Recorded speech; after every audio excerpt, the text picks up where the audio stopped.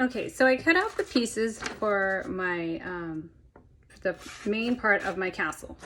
It's a rectangle in the first video that I showed you. So now I taped them together. Now maybe you can have a little clearer idea of what I'm talking about.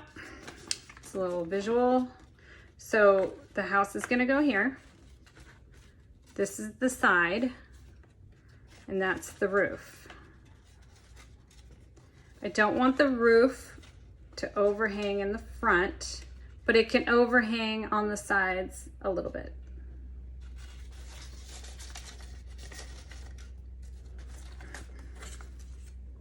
So it's gonna be like this. So when I do the gingerbread, I do need 2 pieces of this, 2 pieces of this, and 2 pieces of this. Okay, and so I cut out some other pieces also. This is the front entrance. This piece is this piece.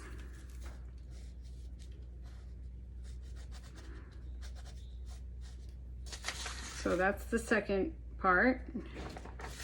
Then I cut this part out, which goes in the front also, which is right here.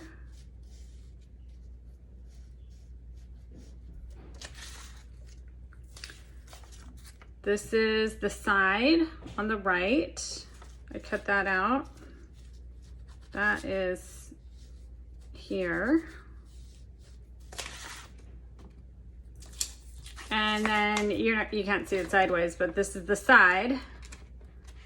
I cut that out, so that goes here. So all of those pieces are cut. Now, in order for these 2 pieces to stand out, I cut small pieces like this, and they're gonna go right here, like that. So I have my main house.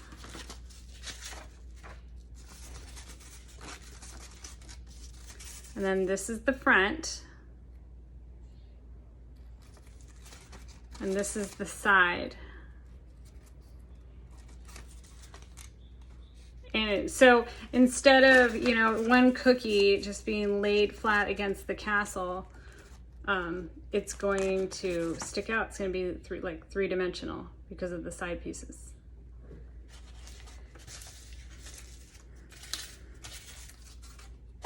So I made several of those. And whenever I'm doing gingerbread, I always cut extra pieces. So I have extras in case they break. These are little pieces of the roof right here.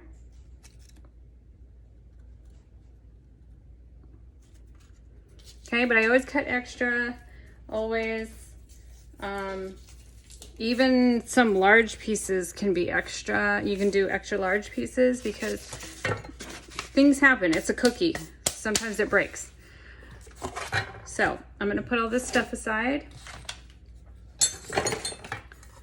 This is one of my favorite tools. It's a bench scraper, but it also has a blade. So I'm gonna do a lot of my cutting with this. So I like bench scraper. I also like a rolling pin that has measurements on the side. You can get one of these, you can buy it online. So the thickness of the cookie will always be the same because of these little rings, and you can take the rings off to make the cookie thicker or add some to make, you take them off to make the cookie thinner. You add, I have another blue ring to make the cookie thicker. So, and just to let you know, whenever I do these gingerbread houses, they're nearly all showpieces. So, usually I spend so much time on them that nobody eats them. They're just for show. They can be eaten, but nobody really wants to eat them. They're a showpiece. They're a centerpiece for your table. They're a gift for a friend. something to bring over to a Halloween party. It's fun like that. So if you want to make extra cookies on the side to eat, that's a great idea. You know, make some extra cookies on the side and then just leave the gingerbread house alone.